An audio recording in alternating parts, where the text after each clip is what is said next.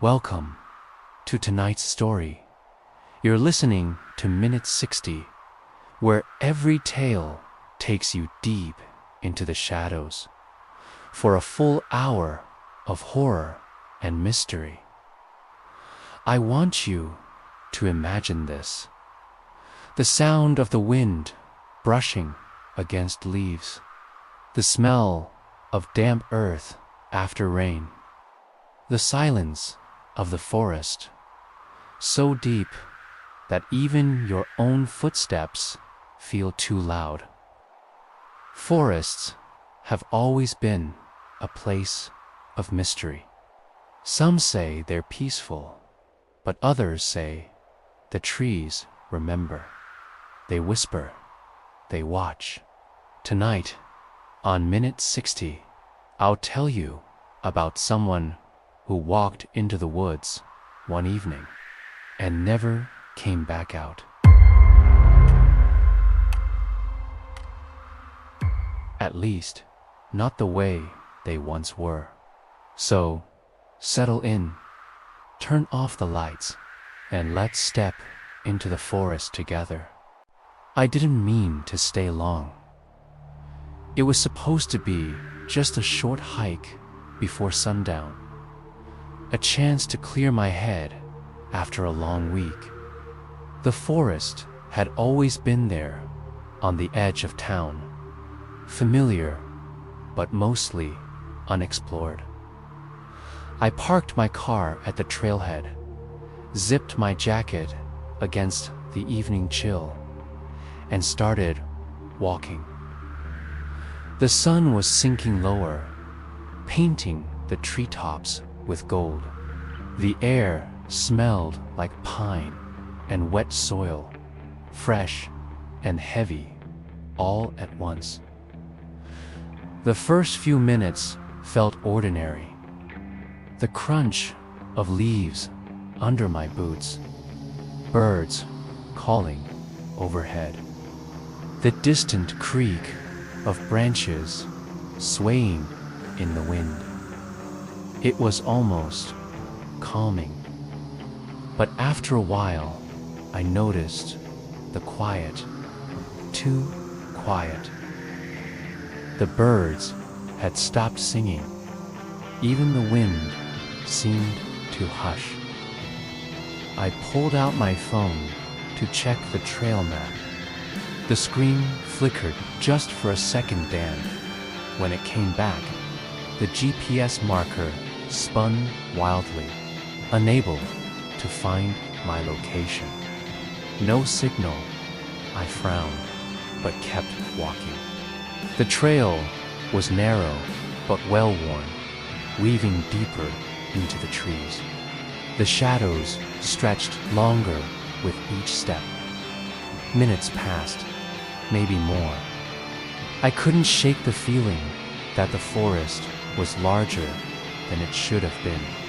Every turn looked the same. Every cluster of trees mirrored the last. Then I heard it, a crack of a branch just off the path. I froze, scanning the tree line. Nothing, no movement, no sound. I told myself it was a deer, or maybe just the forest settling. But when I turned to continue forward, the trail ahead looked different, narrower, darker. Had I taken a wrong turn? I glanced behind me. The path I came from was gone. Just trees. Thick, endless trees. My chest tightened. I rubbed my eyes, convinced I was imagining it. But when I opened them again, the way back still wasn't there.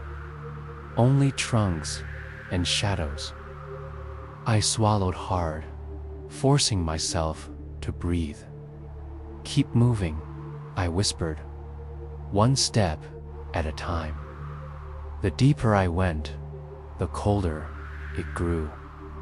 The golden glow of sunset had vanished behind a canopy so thick it blotted out the sky. It was like the forest had swallowed the light. I walked for what felt like an hour, but when I checked my watch, only minutes had passed. Time didn't feel right here. It dragged and slipped all at once. Eventually, I stumbled into a small clearing. The ground was soft with moss.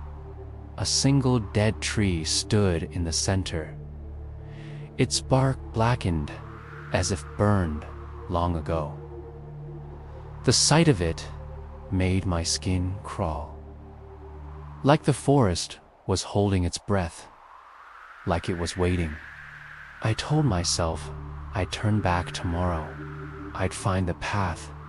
I'd find my car. But as I stood there, staring at that charred tree, I felt it, the first hint of dread. The forest didn't want me to leave. By the time I realized how late it was, the sky above had turned to ash. No sunset, no stars.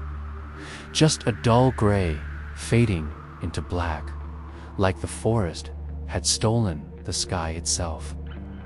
I needed shelter.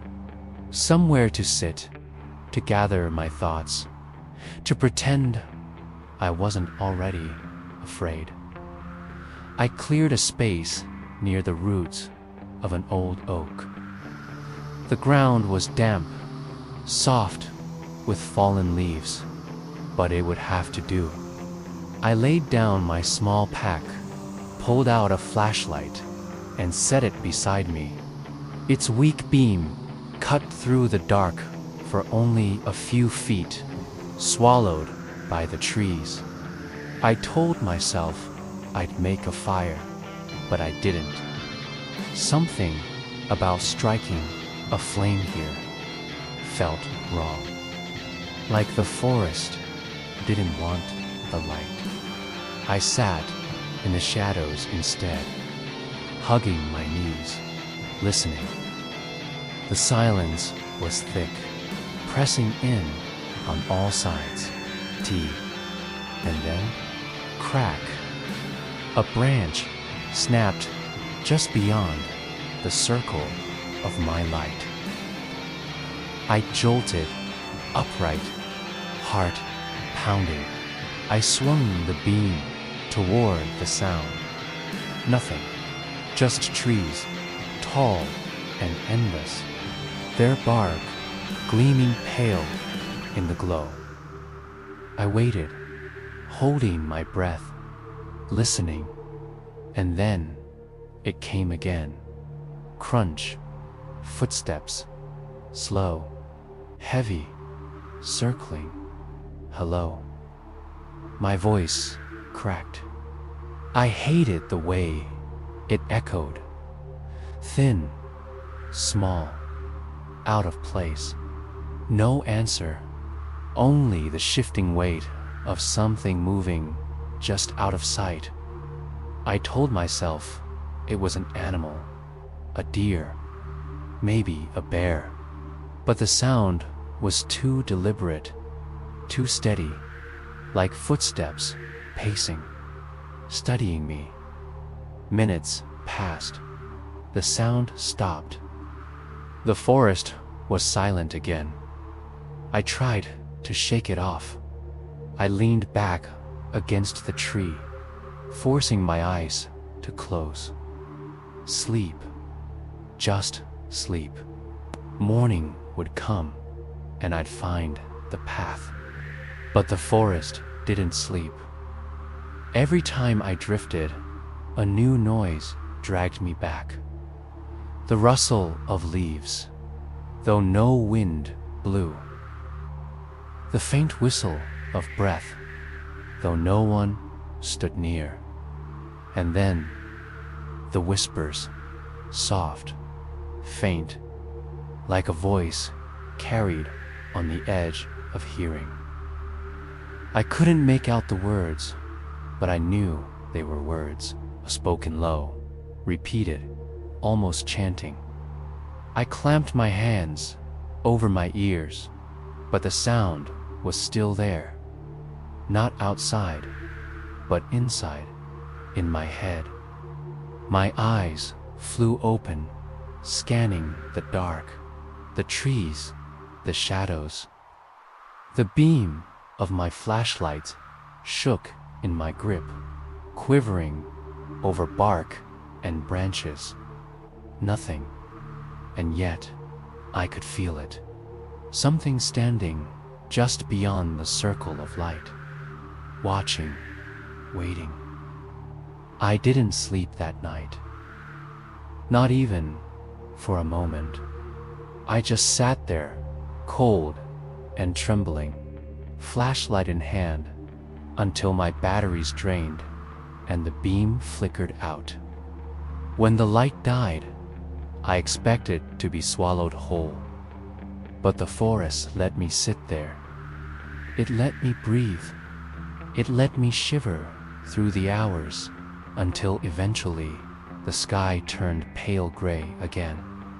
The first night had passed, but I already knew the forest wasn't going to let me go.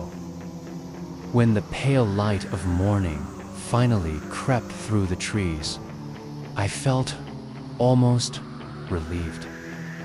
Not safe, never safe, but at least the dark had loosened its grip. I packed up my things quickly, or what little I had.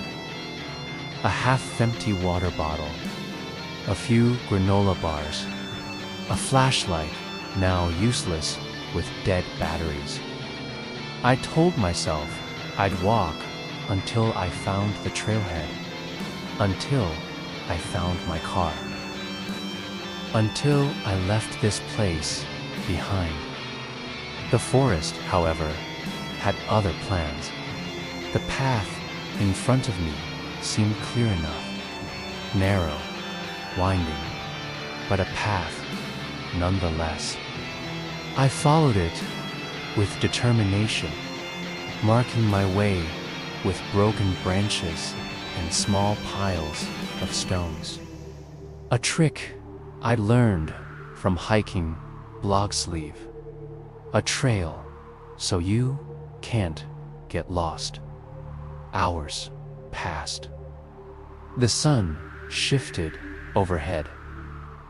My legs burned, my throat grew dry, but I pressed on, step after step, deeper and deeper. Finally, I saw something familiar. A clearing, the moss-covered ground, the blackened trees standing like a charred skeleton in the center. I froze.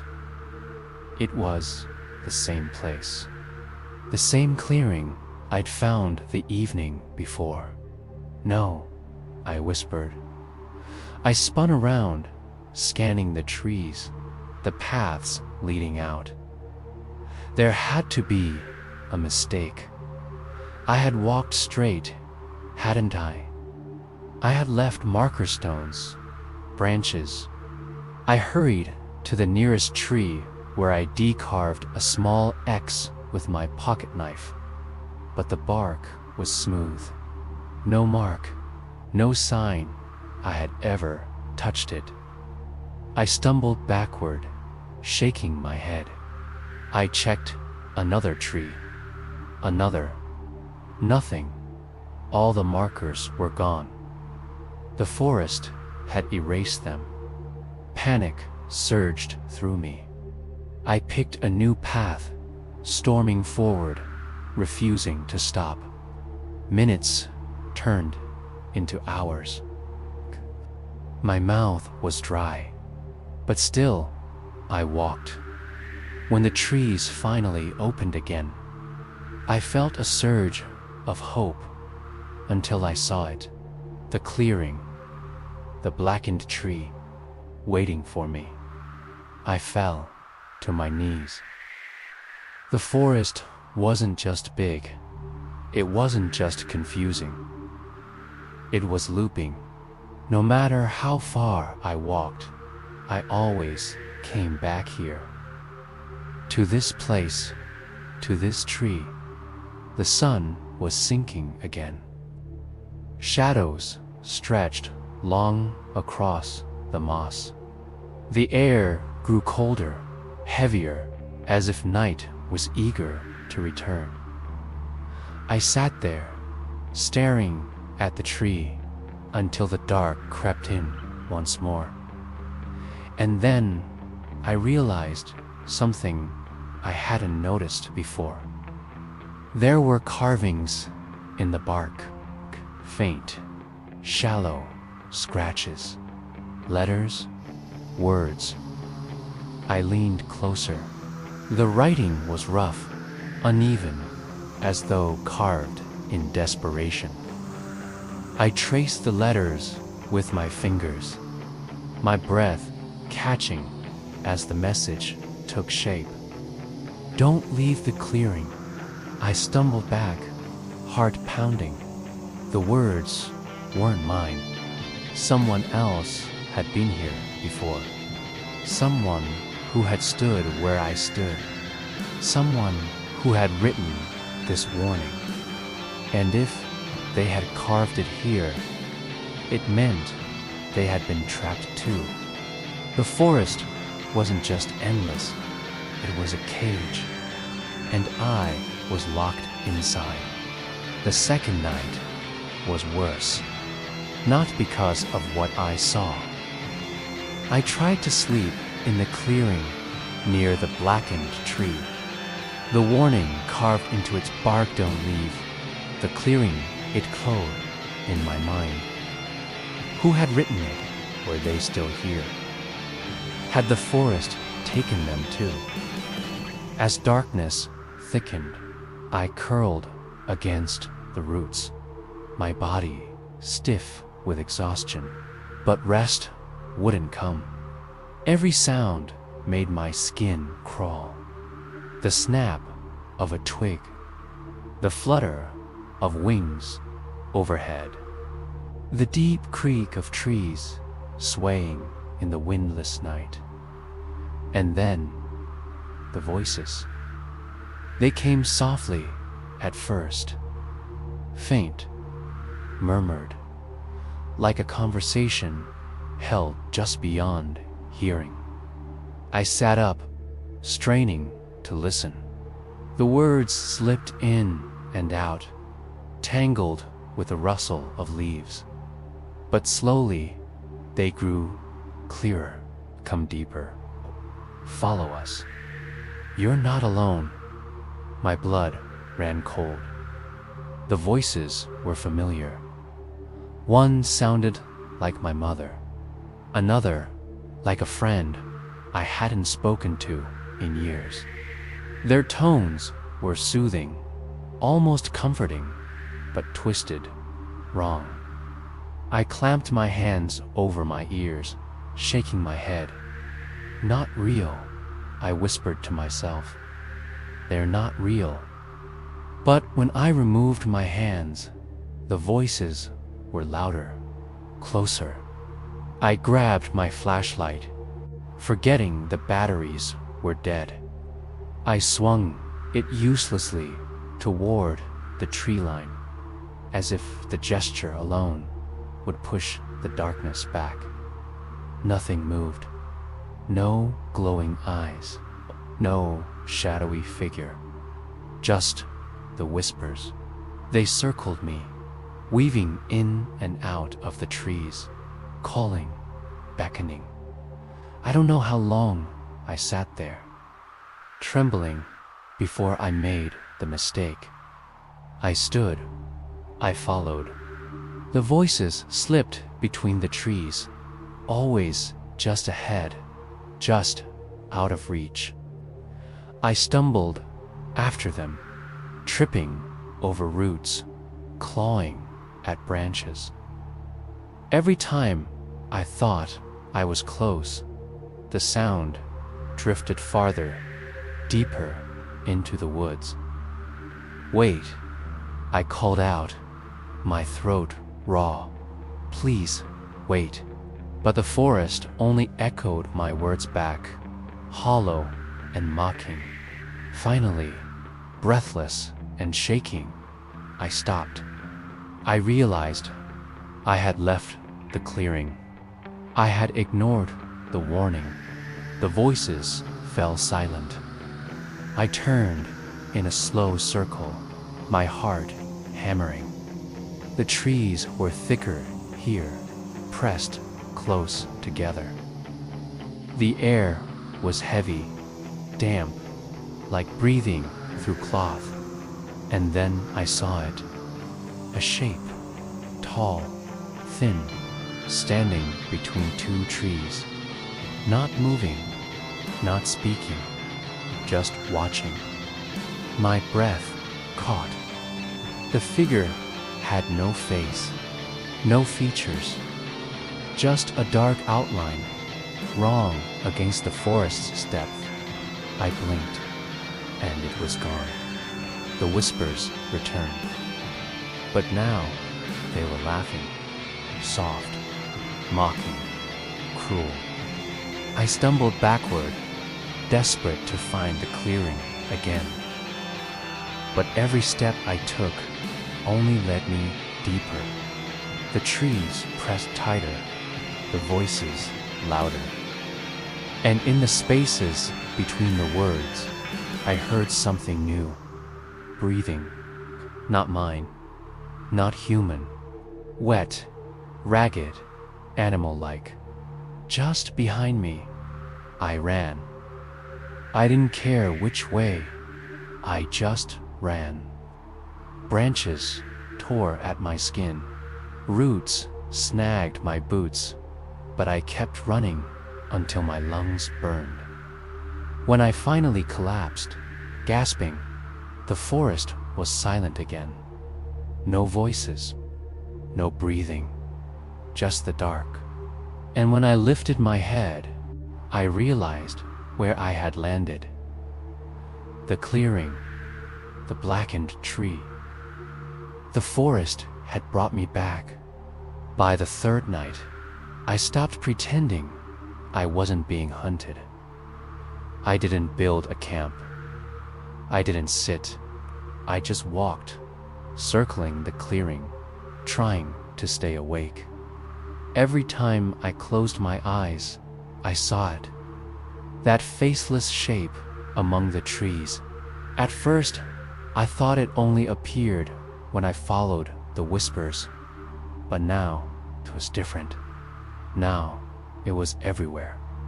I would catch it in the corner of my vision. A tall figure standing between the trunks. Still, silent. When I turned my head, it was gone. The worst part wasn't seeing it. It was knowing it was still there after it vanished. Watching, waiting. By morning, I was trembling with exhaustion. I tried to keep moving, tried to escape, though I knew better by now. Every path curved back to the clearing. But the forest wasn't content with just trapping me. It wanted to break me.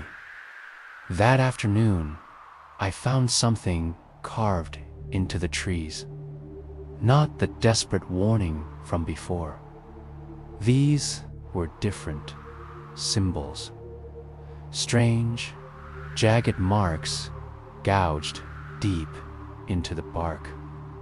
They circled the clearing like a boundary. Some were fresh, sap still dripping from the cuts. Others looked ancient, worn smooth with age. I didn't understand them, but I felt them, like static crawling across my skin, like they were watching me too. That night, I tried to stay awake again, but exhaustion finally dragged me down. I don't know how long I slept, but when I opened my eyes, it was there, standing at the edge of the clearing, closer than before.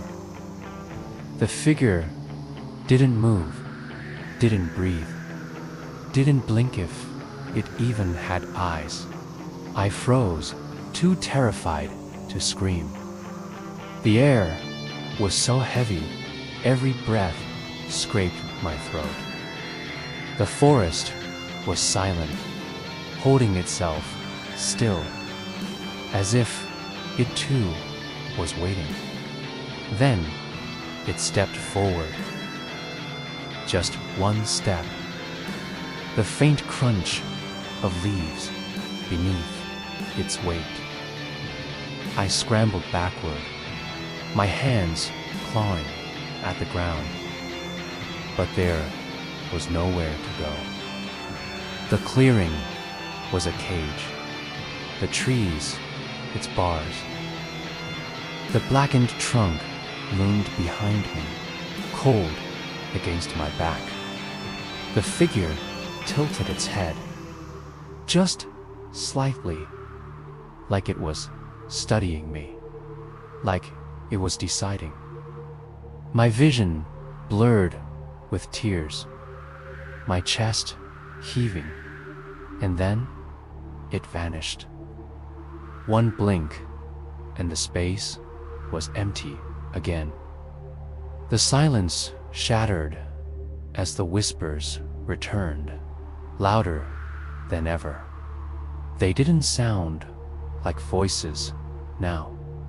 They sounded like laughter, cruel, endless, inescapable.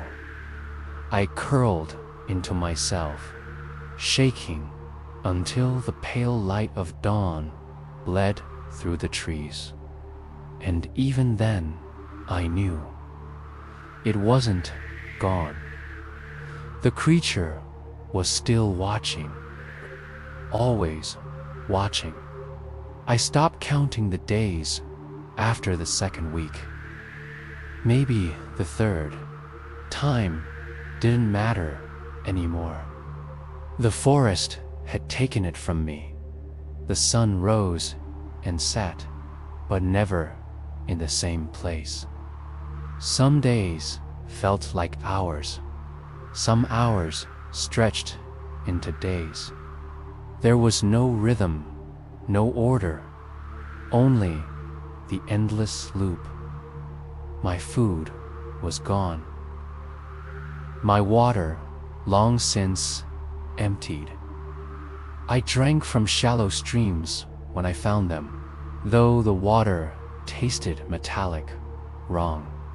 My body grew thin, my lips cracked, my skin raw from the cold, damp air.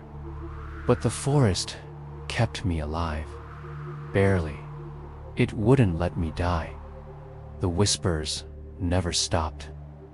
They no longer called me deeper.